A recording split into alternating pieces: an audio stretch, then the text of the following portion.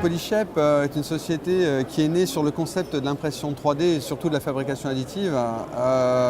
Aujourd'hui s'ouvrent à nous et au secteur aéronautique des nouveaux potentiels grâce aux libertés de forme et de conception qu'offre la fabrication additive.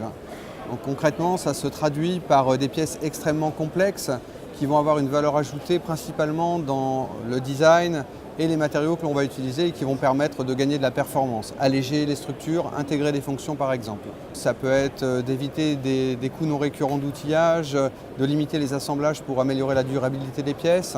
Ça va également être pour des très petites séries un moyen très intéressant pour produire et avec une certaine flexibilité. La fabrication additive peut s'appliquer à de nombreux secteurs. Les valeurs ajoutées sont parfois différentes, mais elles existent. Bon, dans l'aéronautique et l'aérospatial, nous avons parlé de l'allègement de structures, de petites séries.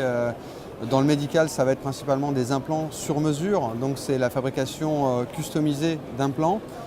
Ça peut être également dans le sport automobile la possibilité d'avoir une forte réactivité pour produire des pièces dans des timings très courts avec un gain de performance, des matériaux très légers, des géométries très complexes. Alors là, c'est un exemple très intéressant qui a été développé avec un partenaire. Donc, on a aujourd'hui la pièce qui est utilisée, qui est taillée masse, usinée dans la masse, et on voit des évolutions géométriques. Ces évolutions suivent une optimisation qu'on dit optimisation topologique.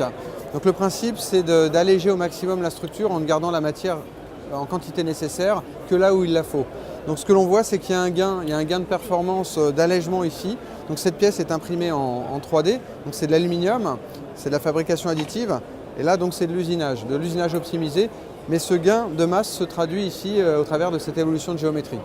Il est vrai que la pièce coûte plus cher à la production, mais le retour quelque part sur investissement peut être intéressant. Alors dépendamment des milieux, dépendamment des applications, ça va être plus ou moins vrai.